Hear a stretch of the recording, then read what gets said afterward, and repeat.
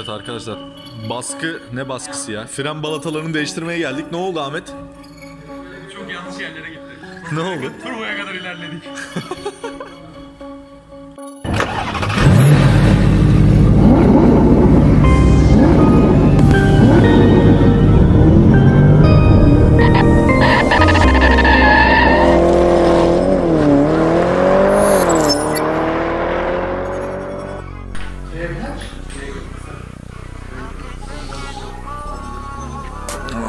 Sök bitmiyor.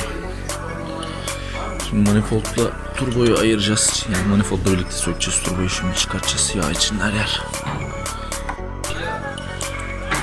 Hadi bakalım, tek atış Ahmet. Sökelim.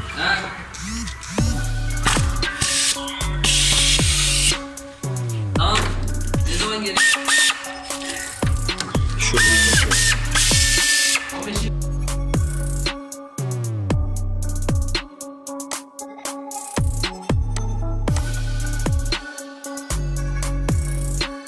Yıkanmış hali bu.